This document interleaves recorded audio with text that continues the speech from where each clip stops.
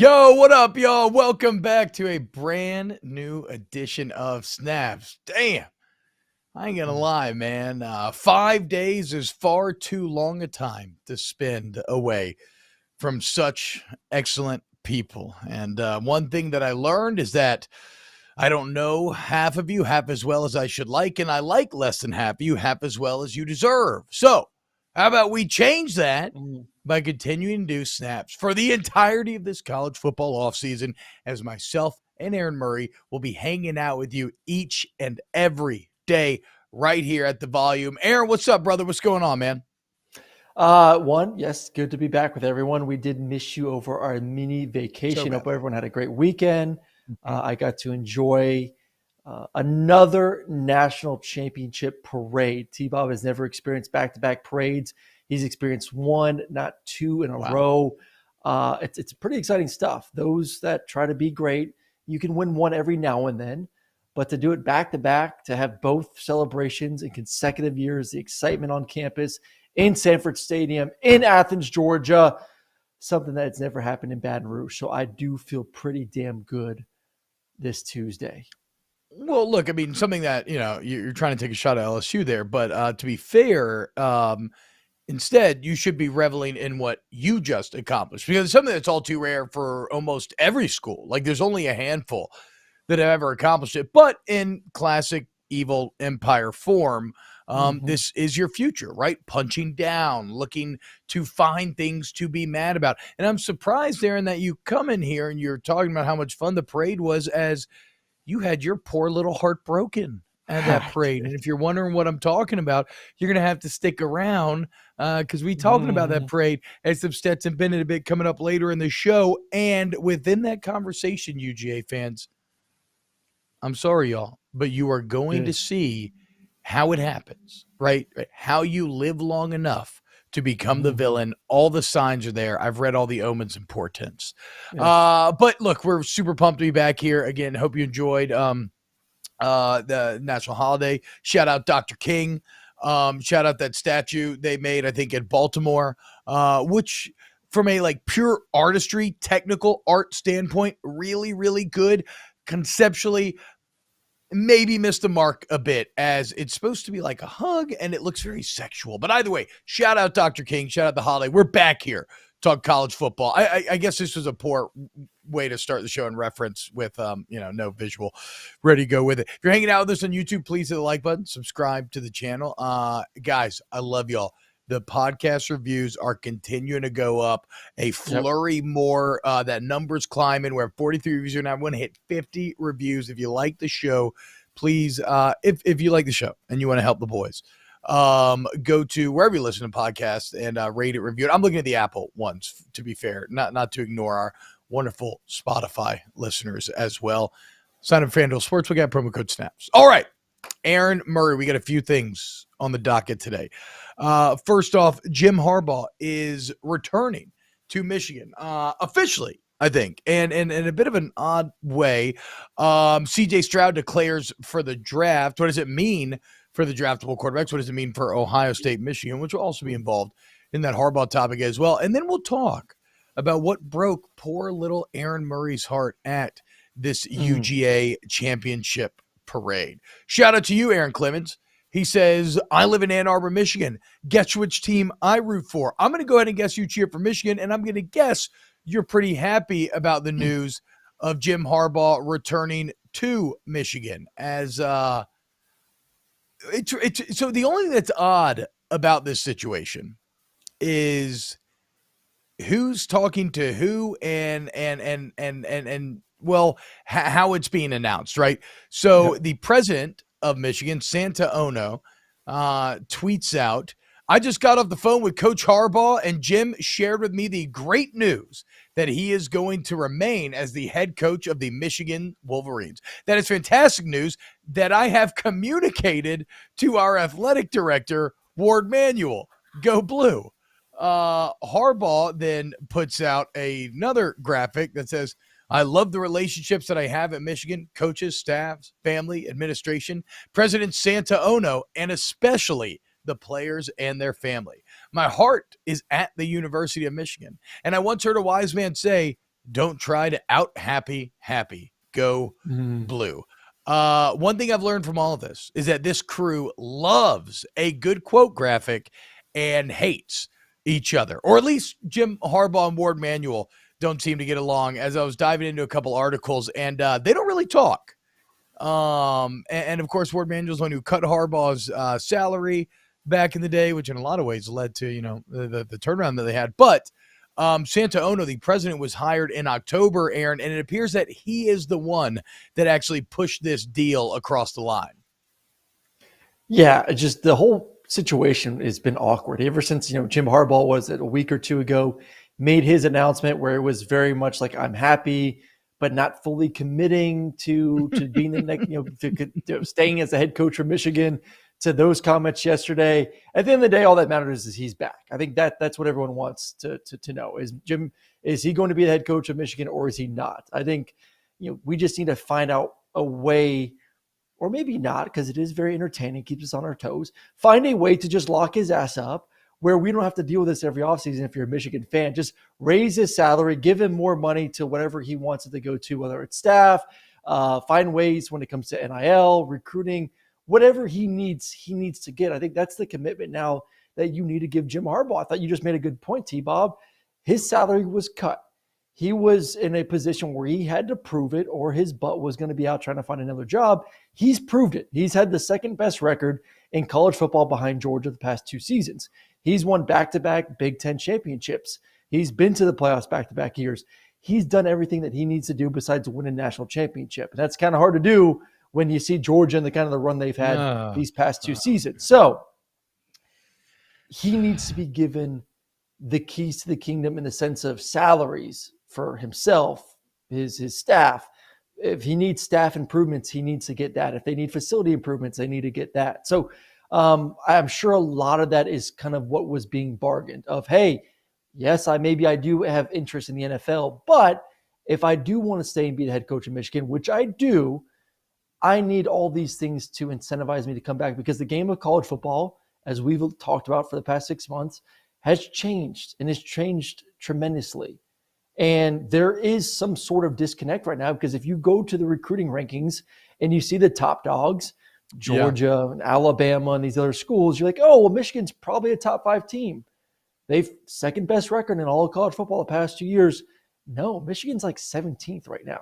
So I don't know if it's an NIL thing, if it's a facility thing. Something's going on where they're not getting the recruits that they should be getting. And I'm sure Jim is finding a way, or working on ways to make sure that changes here in the future. So good for him, man. I'm a little bit surprised. I thought he was going to go to the NFL. He's a heck of an NFL coach, and wanted to see if he could continue to make the playoffs and not win championships, I guess. Good for President Ono, because normally fans do not care at all about their school president. But if you're a school president and you're just doing the political math and you're saying, okay, how do I get my fans on my side immediately?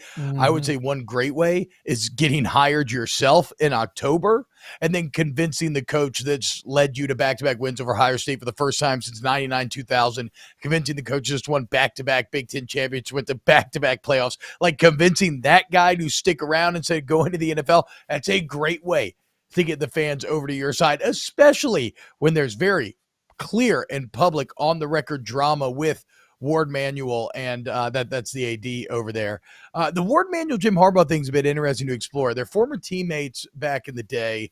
Obviously a great relationship to start, but I think anybody can appreciate this literally in probably almost any job that you work. 7 years is a long time to spend around people, especially if you are 2 strong-willed individuals. I think it's all too easy. And I've lived through certain situations where, familiarity can breed contempt.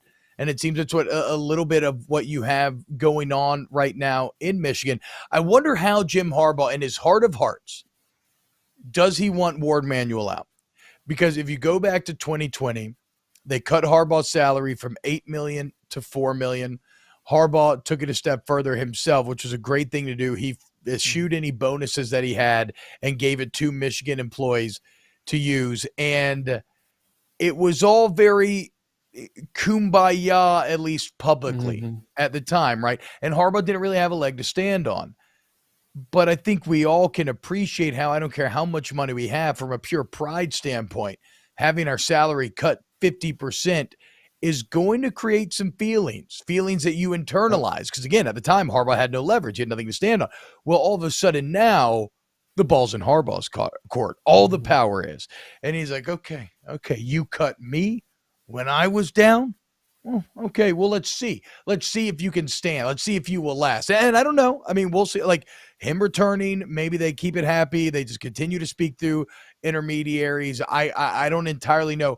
But I wonder, like, because at the end of the day, in all honesty, I don't know if Harbaugh would ever admit this to himself, but Ward Manuel doing that probably, I mean, it's what needed to be done at the time. They avoided the pressure of firing like many schools would have done, and Harbaugh deserves credit for agreeing to go to the negotiating table. But that was kind of the come to Jesus wake-up call that seemed to awaken Big Blue. Like, since that moment, you have been dealing with a different Michigan, and I wonder if Harbaugh cares about that or recognizes that at all, or is he now just kind of on the revenge path since he is the big dog? But either way, I'm probably losing the thread here, because the main thing is that Jim Harbaugh is returning to a very good college football team next year. So his salary did. So you bring up the $4 million. He did get a extension last year. You know, he flirted with got the bumped NFL. back up. Once again, he got bumped back up to about $7.5 million incentives. He gets right around $8 million, which is still, you know, you look at the big dogs in college football, they're all getting 10 plus million. You know, Saban's around 12, Dabo's up there at 11, Kirby's up there at 11. He should be there at 10 million. The outside looking in club. That's what I was wondering. Do we hear news in the next few weeks that, hey, Jim just got bumped up to $10 million? Like that's to me, that's what I'm kind of expecting. Like, he used the leverage last year. He got bumped up from 4 back up to around $7.5, $8 million. Hey guys, I've the second winningest head coach in the past 2 seasons. I need to get paid like that. And it is a pride thing. Like, you know, there's no question about it. These coaches all have plenty of money for themselves, their kids, and their grandkids. They can all retire. Look at Cliff Kingsbury right now. My man's in Thailand living the dream at the moment. And that's kind of like what you want to do. Like, fire me, man. Like, if I'm Jimbo, fire me. Give me that $80 million. Let me go to Thailand for, you know, a year and go live the good life. They got money on money on money. It's not about money, man. It's about the pride. And these coaches, what makes them elite coaches is that pride. It's the fact that they all believe that they're the best of the best at what they do. And knowing that there's coaches out there that you've had better records than the past couple of years are getting paid $3-4 million more than you are, that's a shot at the ego a little bit. So, yeah, I would expect that we hear at some point this offseason that his contract is more in line with those top 4 or 5 coaches in America, because he is a top 5 coach in America. The reporting is that a deal is in the works, should be pushing through over the next few weeks. And if I had to guess a number, again, if you're at the negotiating table, you don't have a national championship. So we're not going to give you what the natty guys get, okay? But you've outperformed your other peers. Brian Kelly, he's at 10 milli, no natty. Lincoln Riley, I think he's at like 10.5, no natty. So you figure Harbaugh would be 10 million until he gets a natty, and then you maybe bump up to that 12 piece. Yep. I mentioned the very good team that'll have, though. First off, I don't think a lot of people expected Michigan at all to be there this season after losing Aiden Hudson and others. And so they already proved the ability to rebuild and reload and replace immediately and still have success this season. But they're not going to have to do a lot of replacing next year, Aaron. This is a team that projects to return 15 starters, obviously including J.J. McCarthy, who we think like could, in terms of guys that would be well positioned to take a big leap, J.J. McCarthy would be near the top of that list, right? An entire offseason of knowing you're the guy, an entire offseason where you, like, I don't know about you, Aaron, but probably the biggest leap that I ever felt actually playing football was from year 1 of starting, where a lot of times it feels like your head's on, you know, it's kind of spinning. You feel like you're a train hurtling down the tracks. You're doing everything you can just to stay on the tracks. Whereas the next year, you're just like a chill old seasoned conductor, right? I mean, you're shoveling coal, maybe smoking a cigarette, chewing on some grass, kind of hanging out, just cruising from stop to stop. So, like, I expect big things out of McCarthy next year. Sanderstill, Barrett, obviously Blake Corum. Like there's about 7 or 8 guys that I was reading that were big time NFL prospects that all chose to remain and return. So yeah, Harbaugh and company, again, they need to figure out how to get in the top 10 recruiting. There's no excuse for that. Michigan needs to be in the top 10. I don't care about top 5. Like that is what it is. Top 10, you're doing your job. They need to get there, but everything else points towards Michigan, arguably, especially with the CJ Stroud news, arguably being the favorite preseason in the Big Ten next year. And that would maybe be my question to you, Aaron. Like, is this the year where finally Michigan gets the benefit of the doubt, or do we get to Big Ten Media Day again and every single person votes Ohio State?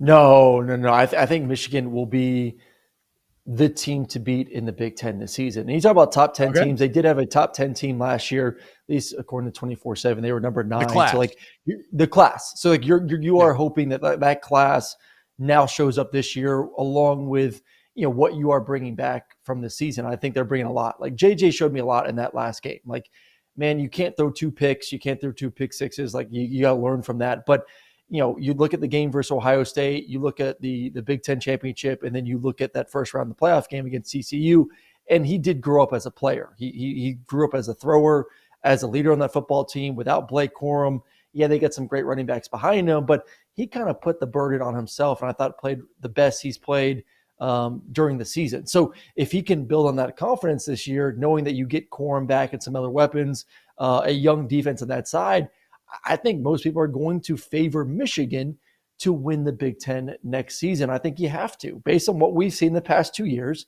knowing the game is going to be in Michigan this year at the end of the season with Ohio State versus Michigan. We really don't know what Ohio State's going to look like at the quarterback spot. I'm sure they got some 5-star guy ready to go, but until they go out there and show me that they can go do that, I'm leaning towards Michigan. I'm leaning towards Michigan to be the number 2 team in the country heading into next season.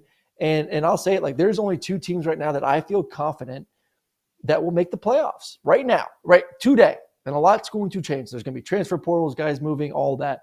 But as of today, January 17th. Oh, look. Wait. Can I guess one of them? Georgia. Number 2. The Bulldogs. Michigan. But both teams. So you think they can do it 3 years in a row, dude? 3 years in a row. Yeah, I mean, I feel you. I don't know. Easy. Their schedule's so easy. So not easy. Not Georgia. Sorry, I mean Michigan. Here. I do. And I do think Michigan's schedule is it sets up pretty nicely too for them to kind of run through their season. And I don't know if Brum can break it down or not, but like this is their start to the season. Once again, Michigan has the 4 easiest games besides Georgia to get things going. East Carolina, UNLV, Bowling Green, Rutgers, all at home. Like, how do they schedule these schedules? Last year's schedule, their first 4 games, Colorado State, Hawaii, UConn, Maryland, all at home. This year, 4 straight games at home once again, and then at Nebraska, somewhat rebuilding, at Minnesota, Indiana, at Michigan State, Purdue, new coaching staff. Their toughest game on their schedule is going to be probably Penn State, at Penn State. Then they're at Maryland, and they get Ohio State at home. And I just looked up in 2024 and 25. 24, they're playing Texas, and 25, they're playing Oklahoma. Okay. So they are getting out of this habit, but the last 2 years have been it's disgusting. It's disgusting. It's disgusting. So yes, like I look at that schedule, I look at what they're bringing back next year, and I feel pretty confident that that's going to be a team that most likely wins their side of the Big Ten. Todd Johnson says, he's a Michigan fan, says that non-conference hurts us later and in rankings. Well, did it this year? No. So I was going to say it doesn't inherently hurt. It does lower the margin of error, right? Arguably. Yes. Yep. Arguably, because like we were all like the second, we were all kind of finger wagging Michigan all year. And we were like, the second you trip up, we're coming after that ass because of that schedule, but they just never tripped up. But then again, like in all honesty, I don't know if anything changes if they challenge themselves at a conference. Like it still all comes down to the Ohio State game, almost no matter what. Like maybe the counter argument to that piece would be that Ohio State got back in because they challenged themselves like Notre Dame. And so they had maybe a nice out of conference win that they could hang on there. But either way, Michigan should be very good again next season. Yeah. I don't know why I still find it hard to believe they could beat Ohio State a 3rd year in a row, but maybe they can. Maybe this is where the tide really has shifted. And one of the reasons why is because CJ Stroud is declared for the NFL draft. Now, this does not come as a surprise. That was known. And I want to get to Stroud and maybe where does he rank against Levis and Bryce Young. And there's some fascinating mocks out there with Stroud. But where does this leave Michigan and Ohio State, Aaron? Because I think you just hit it where it's so funny what Ryan Day has established up there at Ohio State, because like, I don't know who the quarterback is, but I know they're going to throw for 40 touchdowns every single year. Like it literally doesn't matter who's back there. Now, Stroud maybe shows a bit more excitement than most, but just everybody they've had step up to the play has just produced elite quarterback play. So like, I'm not too worried if I'm an Ohio State fan, even though I'm losing a guy who should be a top 5 pick in the draft. I mean, just going back to just the quarterbacks at Ohio State, I'm at 17 now. Let's see what 16 looks like. 16. So you had JT Barrett from 16 to 17. You know, his last year, you had Cardell before that. So Cardell Jones before that, then JT. Yeah. You had Braxton Miller before those guys.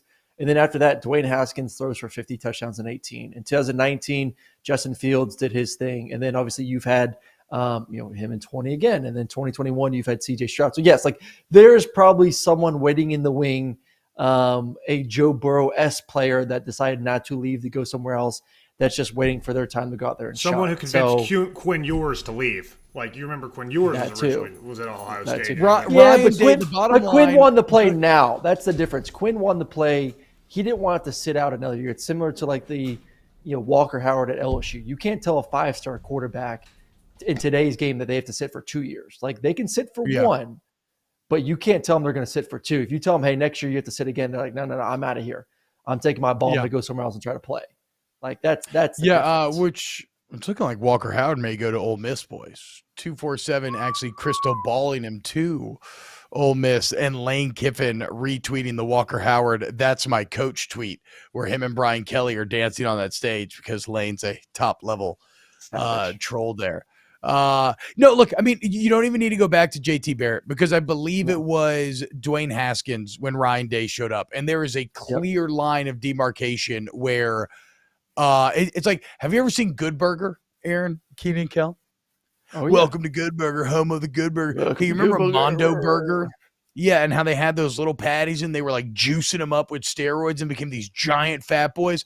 That's essentially what Ryan Day did to Ohio State quarterback play. Like, we thought JT Barrett was awesome, but then you go back and you look and he threw for like 24 touchdowns.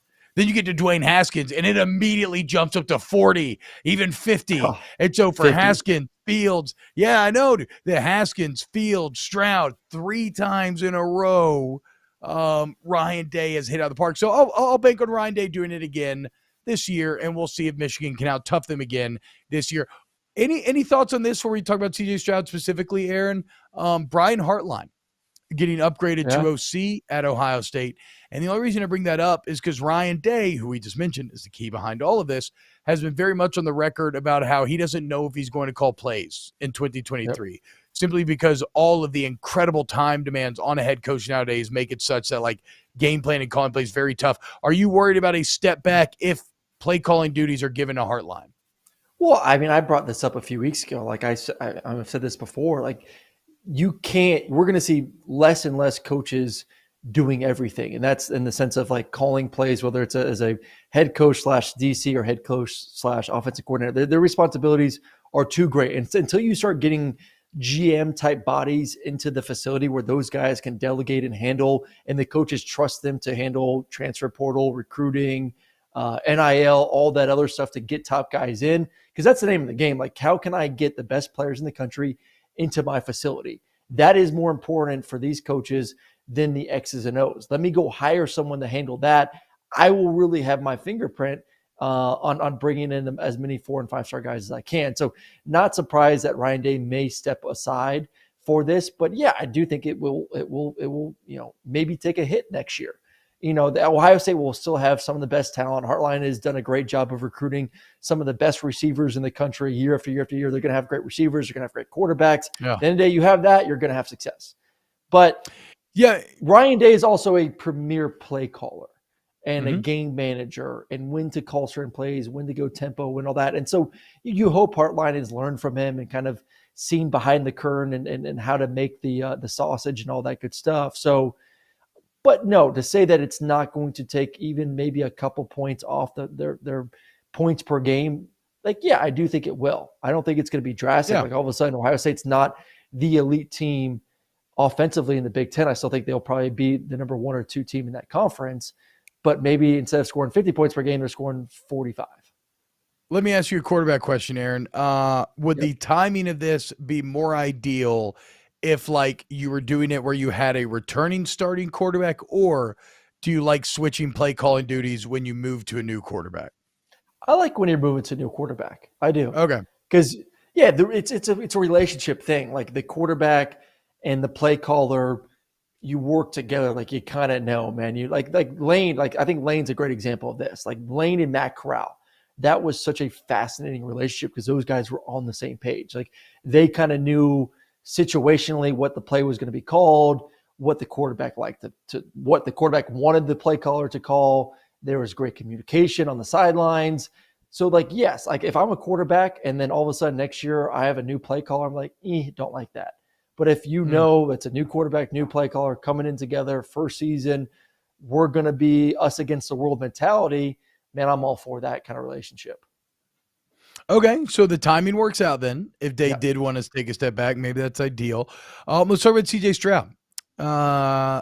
He was great. I think the best thing that Stroud did, and granted it's a playoff, so of course he was going to, but like in a day and age, Aaron, where we're always making arguments about what can bowl season do for you, even though he lost in that semifinal against Georgia, CJ Stroud, I think, went up multiple notches in a lot of people's eyes in that Georgia game because he's playing like as close as you can get to an NFL defense on the college level, and he was the best guy on the field for a lot of that game. I mean, he showed creativity that we've come to expect out of Bryce Young, but maybe not out of him.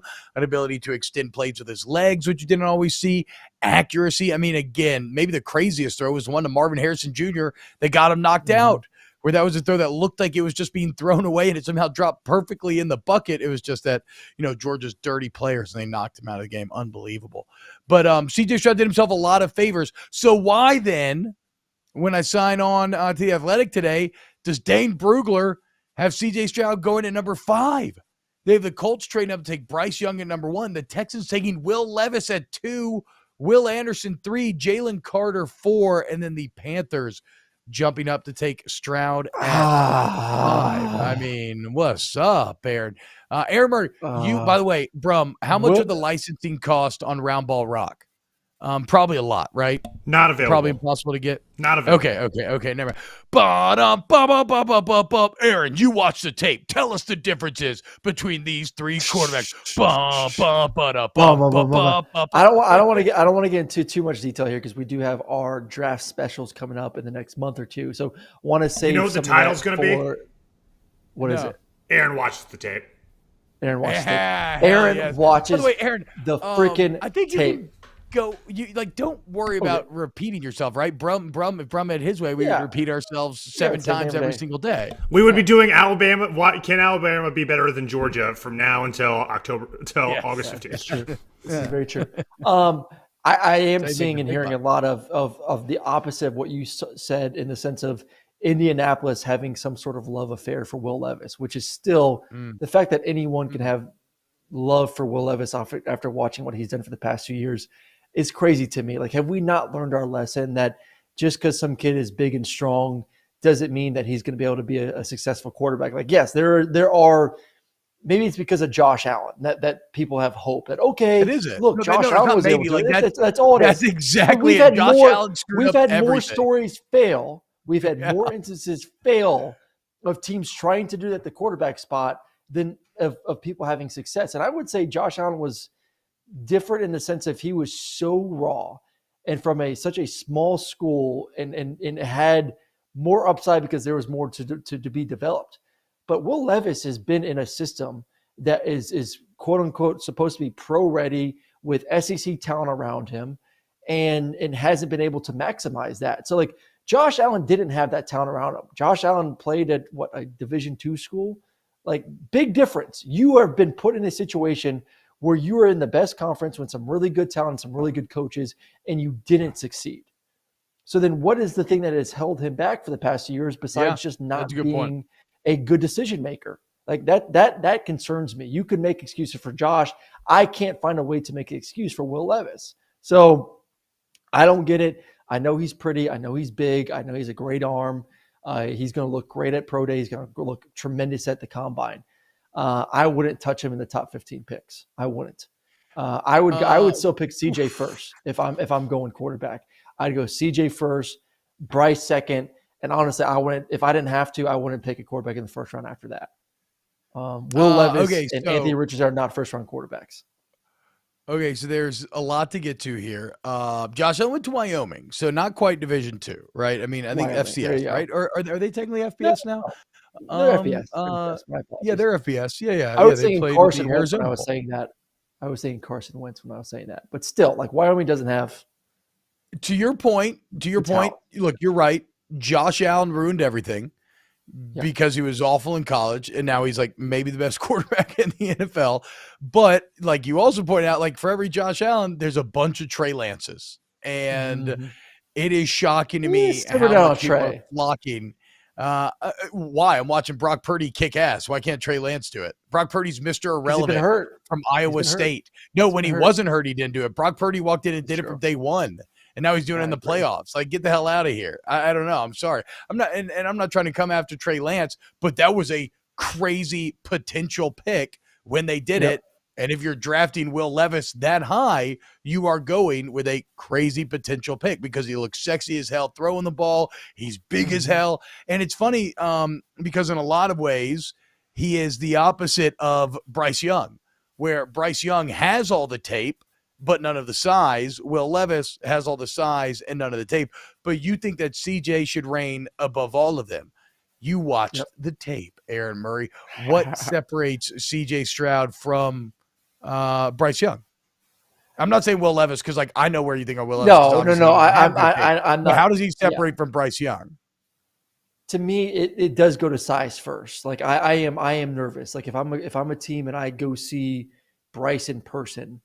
Like I love Bryce. I love his game. I mean, if Bryce was 6'1", 205 pounds, like, yeah, for sure, 100%, I'm drafting Bryce first pick in the draft. Bryce is 5'11", 185 pounds, and he may put on some weight to measure in at the combine at pro day, and maybe he drinks enough protein shakes to get to 200, 205 pounds. But he's not going to play at 200 pounds. There's no way. He will not be the same quarterback if he puts 15, 20 pounds on. Bryce is Bryce because of his athleticism, and you can't do that with his frame because he's not a big frame. You can't do that if you put on, I would say, unnatural weight of forcing yourself to gain 15 to 20 pounds. So I do worry about him being slight of frame, a little bit smaller. Attribute wise, throwing the football, I think CJ to me is a little bit better of a thrower. Bryce is more creative, and I like Bryce's game in both college and NFL. It just comes down to size to me. At the end of the day, that's it. Like if he was just Kyler Murray's, shoulders a little bit more broad, can handle the weight, then yes, I'd be fine. But I'm telling you, man, I don't know if you've seen him in person, but he's a stick. He's a stick. Yes, that is right. And it worries me. But at the same time, watch the tape. Haven't we watched games at Alabama where he has put his body on the line and gotten abused, and he never got hurt? Different. Like he never got hurt like Tua Tagovailoa did. No. I know it's definitely different, but what I'm saying is, like, let's say you have a quarterback like Tua who dealt with major injuries in college, but we never use it against him because he has a bit more size. That's carried over to the NFL. Bryce got beat up in the same ways, but never actually got hurt. I guess what he missed 2 games this season. He did maybe when he fell on I want to say. See, like this is the hard part for me because, like, even like Robert said in the chat right now, like Bryce is the best quarterback prospect. Like, yes, I agree. Bryce is the best one.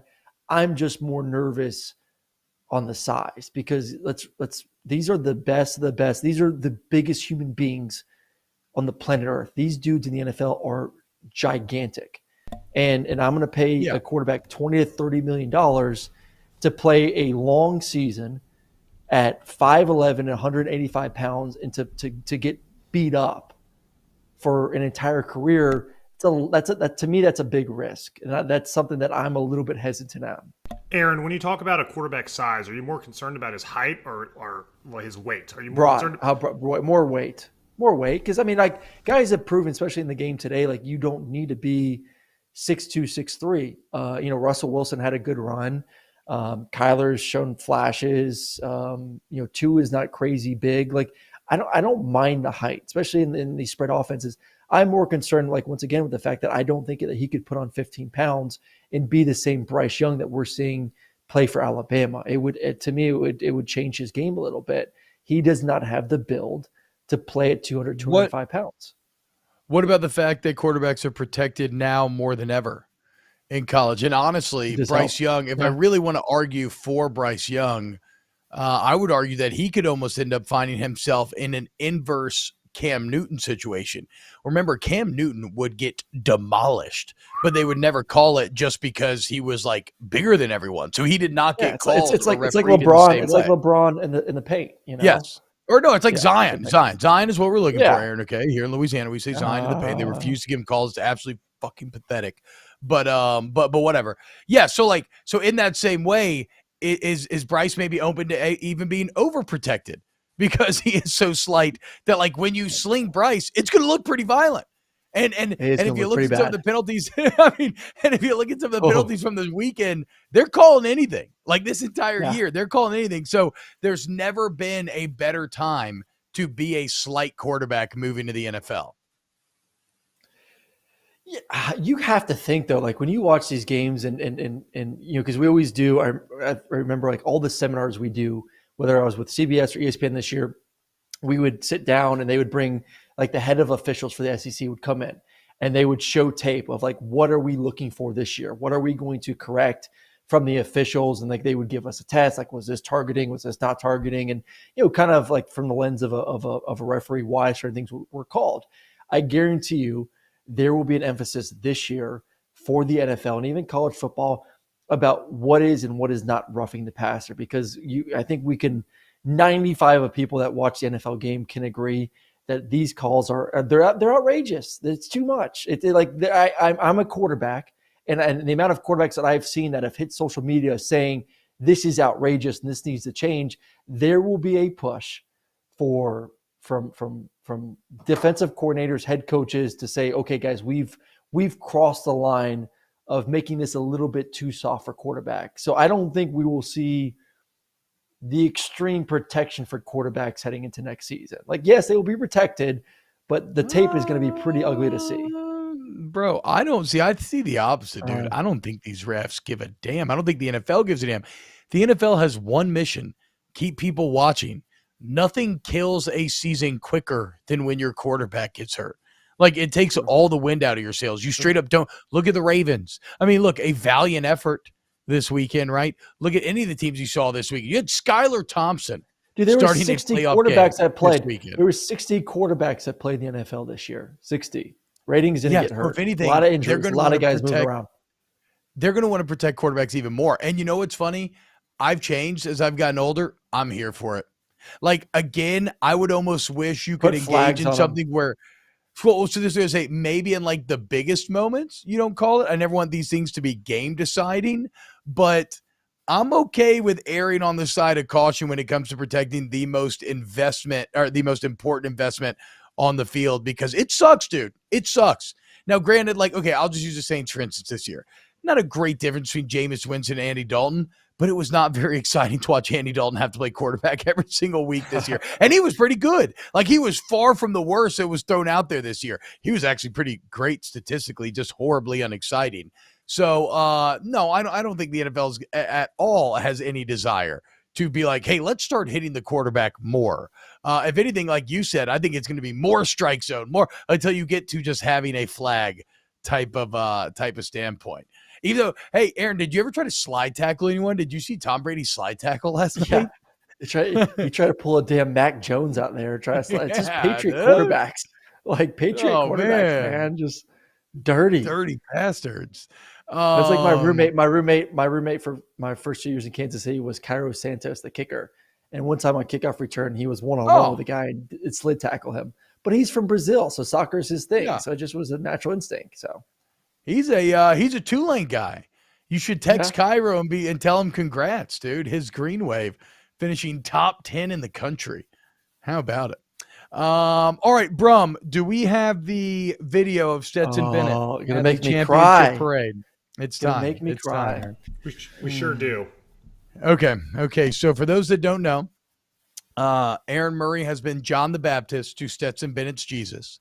If you follow Aaron on any social media, chances are you have seen some video of him evangelizing the good word of Stequavius, reading from the book, telling you that he is the greatest Georgia Bulldog to ever walk the earth. Well, then why, when Aaron was at the Lake Oconee grocery store the other day, were all the moms around talking about how they didn't like that? I don't like this Stetson. Okay, I'm upset with him. I don't know why he has to be the way that he is. Why? What in the world could have caused Georgia Bulldog fans to turn a bit on the man who just brought them 2 championships, Aaron? Well, I wonder. Here is Stetson Bennett when asked a very simple question by DJ Shockley. Shout out DJ Shockley, legend if you're our age. He asked a very simple question by DJ Shockley at the championship parade. And keep in mind, there is not an easier crowd in the country, an easier room to work in the world than the crowd that shows up for a championship parade. Here's what Stetson Bennett had to say. Stet, obviously, everybody knows your story. Everybody knows you came back this year. But when you look back on your career, you look back on this journey, what would be the thing you'd be most proud of as a dog?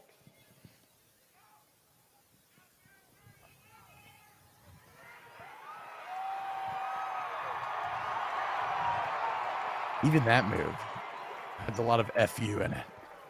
Yes, I don't know. I don't know what I'm going to be most proud of. I keep trying to tell people I just did what I thought was right every day. And if you think you should do that, then what? I think everybody should do it.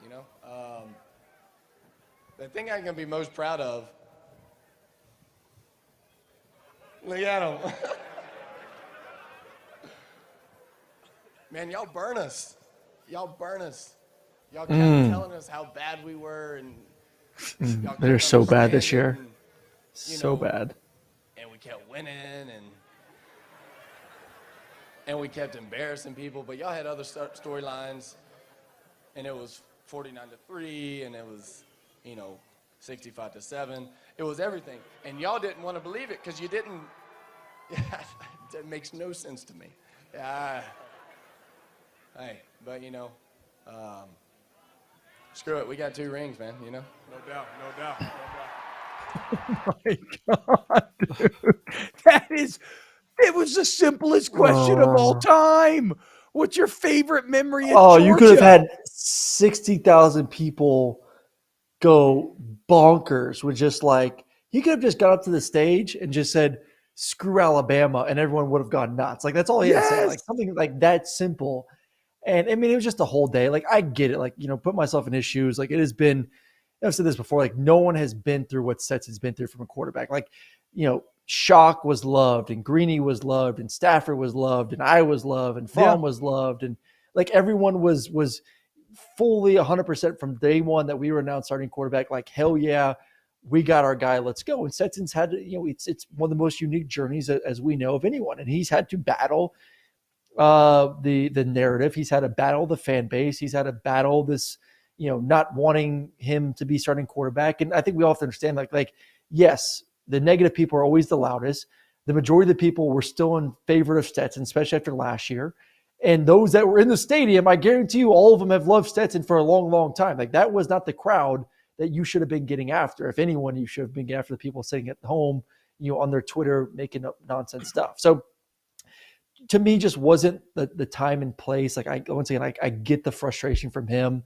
But that was really a moment for me that he could have really, been the bigger man, because that's what in that situation you have to be. You have to be the bigger man. And I know it's tough, and I know you want to like give it to the man and let him know that, hey, I did this without your support, and I did it in spite of you, and this and the other. But like, why? In that moment, it should be like, you know what? I had a great time. I know that I might not have been your guy from day one, but I am, and I did it, and we had fun. We won 2 natties. We slayed the Alabama Dragon. We got 2 rings. It's been special. I love my teammates. Go Dogs, and y'all boys run it back next year. Boom, done. You're over. And instead, like, yeah, man, there's a lot of negativity in the state of Georgia right now for a moment that could have been special. Kind of left a lot of people sour, honestly. I mean, Blake Walters nailed it. He said, could have just said, winning the 2 natties with my boys for the best fan base. Like, easy answer. Like, it is literally that easy. Crowd goes crazy or legend. But the reason why I gave that maniacal laugh here, Aaron, this is your reality now. You've won back-to-back national championships. You've supplanted Saban and Alabama. You have no dragons left to slay, no goals to chase. You sit here on the summit. What happens when you sit here on the summit? What happens when you no longer have any external enemies? Okay, it starts to turn internal, and that's exactly what's going on right now. I only say this because I know many Alabama fans very well. Many of my best friends from high school went to Alabama, the massive Alabama fans. I'm in friend groups with them, so I've seen them behave over the last decade of the Alabama dynasty. And what I've seen is a team that, despite the fact that they're almost constantly winning SEC championships, constantly playing for and or winning national championships, winning at least 10, 11, 12 games a year, I've seen a fan base that is ready to fire the coordinator after every single game. I've seen a fan base that tried to tell me that Jalen Hurts was a garbage quarterback that would never be a success in the NFL and wasn't even good in college. I've seen a fan base that, name the coach, the player. That the point is, you are starting to see exactly what I'm constantly warning Georgia fans about when you talk about living long enough to become the villain. Yep. Because the bottom line is, like Stetson's talking about there, when you beat teams 49-3 2 years in a row, the first year, great. You're on the come up. It's all rise. It's all good. You're golden. But now you've proved that you can win those 2 championships. And as this continues, the media cycle, fans, people need things to talk about. Okay. And all of a sudden, being that perfect, being that great, it's no longer exciting. It's the expectation. It's the norm. So when you fall short of that very lofty norm, which is all too easy, vitriol is created, and sometimes created out of the most ridiculous type of situation. So, yeah, get ready. I mean, this is exactly what you have to look forward to, is winning games, 40-3 and being upset because, it took them a little bit to get going. Like, why did it take until the end of the second quarter to really find the offensive flow? Yeah. Like, do you know how annoying it is? And that's what Stetson's talking about there. Do you know how annoying it is as a player when you're going out there and you're just beating the hell out of everyone, and those are the type of questions that you're getting asked about after the game? And as we all know, negative stuff sticks with you. Positive stuff is what it is, kind of rolls off your back. One negative comment equals about 10 positive or whatever. So I don't think this is changing anytime soon. No, and I get what you're saying. I just want to know where like Kirby got these messages to tell his team, like yes, there's always gonna be like ways to nitpicky, but I think the majority of people may say, "Oh, this could be better. This could be better." Like, yeah, you get into the weeds, but like no one was saying this was gonna be a 7-5 team. No one was saying that this team wasn't going to be in Atlanta. Like, everyone knew Georgia was going to be in the SEC championship game. And then from there, it's kind of like you win that game. We all know you're going to be in the playoffs. And the year before you lost it, we're still in the playoffs. Like there's a difference between getting, like I said, into the weeds of like, this could have been better, tweak here. We're a little bit unhappy that we didn't win the way we thought we should have won. Like, I get that sense of entitlement, but I just want to know, like, what was said from Kirby that turned everyone on that football team's heart to stone, where they felt like everyone was against them. Because it was like, I've talked to multiple guys, and Stetson was a great example. They're like, they truly believed that somehow everyone thought that they were going to be 7-5 this year. And I'm like, not one single person said that. No one said that. It's he created great a monster. Propaganda. Great propaganda. A cold-hearted Murray. And look, at the end of the day, too, like a lot of it is Kirby, but also like some of it's more legit than we probably want to give credence to because these players are on social media, and we all know. Like, but you nailed it earlier on AMP, Aaron. Like the people talking crap to you on social media are not the people in that stadium for the national championship, right? So you're kind of going after the wrong people there, and you're kind of giving power to the people that kind of matter the least. But again, the thing you can't ignore here, and I hate like, the media as if it's all some sort of like single entity built on starting shit. But this is entertainment, what we do, okay? And what most like sports, even journalists do. It's entertainment at the end of the day, and you need something to talk about.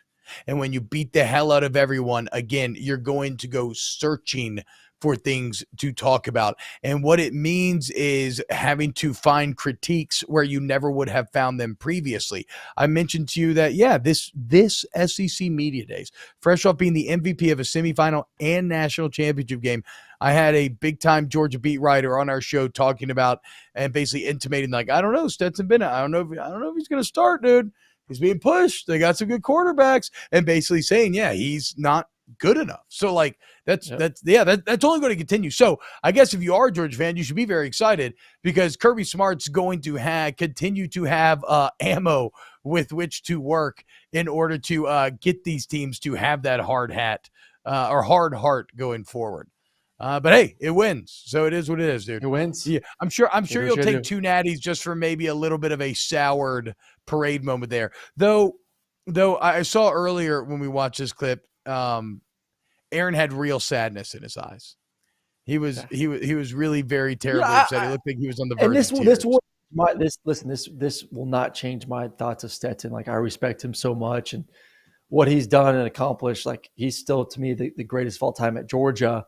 But I will say, as someone who played the position and tried to engage as much as I can with the community, because they do support you. I mean, it was cold. Like those fans showed up, hours ahead. They came to games. They traveled to LA. Like they support this football team just like they support every other football team before, and will continue to support. And I was always very appreciative of that, and it's paid off pretty well for me in my post NFL career. Yeah. And not saying that all of a sudden Stetson's not going to get any deals or doors aren't going to be open to Stetson, but there are going to be some doors that may now have been shut or be a little bit harder to open. Not all of them, but some. Good luck going to the Lake Oconee Bible study, okay? Because Miss Patty ain't inviting you, Stead. I wanted him to get into Augusta. I mean, that might be just a tad bit more difficult. Not saying it's going to happen, but just a tad bit more difficult. So. Wait, I thought you weren't allowed to talk about that. Hey, Aaron, answer me this question on the way out. Shit. I didn't say answer me this question. Delete that? No, we're live. Sorry, bro. Who's better, Stetson Bennett or Champ Bailey? Best dog of all time, dude. Who's better, Stetson Bennett? Who's a better football player? Stetson.